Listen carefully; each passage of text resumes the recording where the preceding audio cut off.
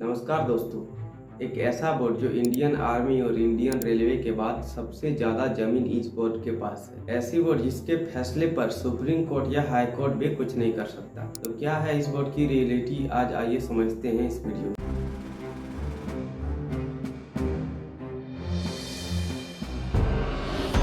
आज से ठीक 8 महीना पहले राज्यसभा के एक सांसद हरनाथ सिंह यादव ने वक्फ बोर्ड के इस बिल को लाया था ताकि इस बोर्ड की मनमानी खत्म की जा सके। इस वीडियो में आगे बढ़ने से पहले हम लोग जान लेते हैं भारतीय संविधान जो 3 भागों में बांटा गया है, राज्यसभा, लोकसभा और प्रेसिडेंट। जो पार्टी मेजोरिटी में है और उस पार्टी के अगर कोई मंत्री मेंबर कोई बिल को लाया जाता है तो उसे पब्लिक बिल या फिर गवर्नमेंटल बिल कहते हैं।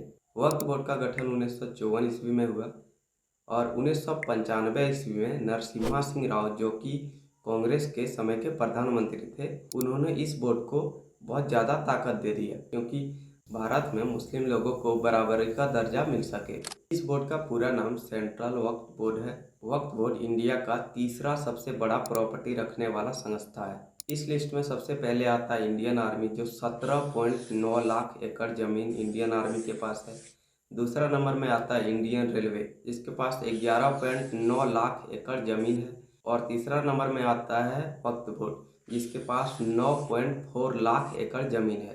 आप इस फिगर को देखकर समझ सकते हैं कि वक्फ बोर्ड जमीन के मामले में कितना अमीर बोर्ड है। जब 1995 में हरनाथ सिंह यादव ने इस बिल को संसद में पेश किया था तो 52 सांसद इस बिल के समर्थन में थे और 32 सांसद इस बिल के विरोध में थे। तो इस बिल को माइनॉरिटी मिल गए और यह बिल पास हो गया। दोस्तों, इस बोर्ड में जो भी फैसला सुनाया जाता है उसके खिलाफ आप चुनौती लेकर सुप्रीम कोर्ट, हाई कोर्ट या डिस्ट्रिक्ट कोर्ट में नहीं जा सकते। यह बात है तमिलनाडु के त्रिची जिले की, जहाँ की आबादी लगभग 1500 के आसपास है और इसमें से केवल 7 से 8 घर ही मुस्लिम का है। और वहाँ एक शिव मंदिर भी है जो 1500 साल पुराना है।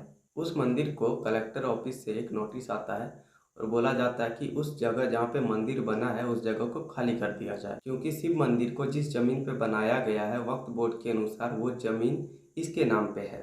जब वहाँ के लोग इस बोर्ड के खिलाफ आवाज़ उठाया तो फैसले में इस बोर्ड ने कहा, अगर जमीन चाहिए या मंदिर का जमीन चाहिए तो आप सभी लोगों को मुस्लिम धर्म स्वीकार करना पड़ेगा, तो ये जमीन आप लोग रख सकते हैं, वरना अगर आप लोग धर्म परिवर्तन नहीं करेंगे तो ये जमीन हमारे नाम पे है। दोस्तों, ऐसे ही एक मामला आया था महाराष्ट्र के सोलापुर में, जहाँ पे 250 शेड्यूल कास्ट लोगों को जबरन मुस्लिम धर्म में परिवर्तन किया गया ताकि उन्हें इस बोर्ड की जबरन हासिल की हुई जमीनें वापस मिल सके। दोस्तों, वक्फ का मतलब है धार्मिक काम के लिए किया गया दान। मतलब इसमें आप कुछ भी दान दे सकते हैं, जैसे अपने घर, पैसे, शेयर, जमीन, पेड़ पौधे, कुछ भी। इसके अलावा अगर किसी संपत्ति को लंबे समय तक किसी धार्मिक स्थान पे उसका काम हो रहा है तो वह जमीन भी इस बोर्ड के नाम हो जाता है, जैसे कब्रिस्तान, मस्जिद वगैरह। और जितने भी लोग आज़ादी के समय पाकिस्तान चल गए थे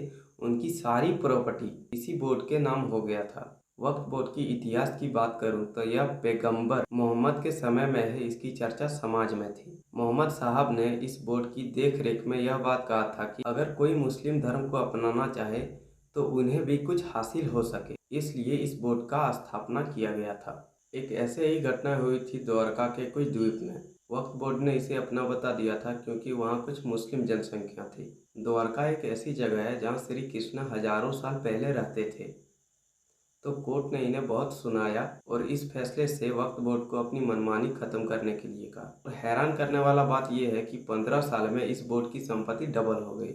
उसके बाद अभी संसद में नए नियम को पारित किया और बहुत सारे बदलाव किए जाएंगे, जिसमें से इस बोर्ड का नाम भी शामिल है। क्या क्या बदलाव होने वाले हैं आइए जानते हैं। पहला नंबर, इस बोर्ड का नाम बदला जाएगा। दूसरा नंबर, इस बोर्ड में महिला का होना जरूरी है। तीसरा नंबर, अल्पसंख्यक का होना आवश्यक हो गया। चौथा नंबर, इस बोर्ड में 2 मेंबर किसी दूसरे धर्म का होना जरूरी है। विपक्ष नेता अखिलेश यादव ने सरकार से कहा कि हमें लिखित दीजिए कि आप इस बोर्ड की प्रॉपर्टी नहीं बेचेंगे। अभी इस कानून को जेपीसी के पास भेज दिया गया है। जेपीसी का मतलब है ज्वाइंट पार्लियामेंट कमीशन, जिसमें राज्यसभा और लोकसभा दोनों के मेंबर रहेंगे और इसके मेंबर 1/2 में रहेंगे, यानी अगर राज्यसभा के 1 सदस्य रहेंगे तो लोकसभा के 2 सदस्य रहेंगे, जिसमें से विपक्ष पार्टी के सदस्य भी शामिल रहेंगे। जेपीसी में जो रिजल्ट होगा उसे लोकसभा स्पीकर को सुना दिया जाएगा, फिर स्पीकर द्वारा संसद में रिजल्ट को बोल दिया जाएगा। हाल ही में जब लोकसभा का रिजल्ट आया था तो आपको याद होगा कि 4 जून को शेयर मार्केट पूरी तरह से क्रैश हो गया था। तब राहुल गांधी ने भी शेयर मार्केट की जांच की मांग की थी, और वो भी जेपीसी के द्वारा, जिसका मतलब साफ है कि जेपीसी के द्वारा पूरे भारत में जो भी फैसला होगा वो सही ही करेगी। आप मेरा अगला वीडियो देख सकते हैं जिसमें ओलंपिक के बारे में पूरा डिटेल से बताया गया है। धन्यवाद।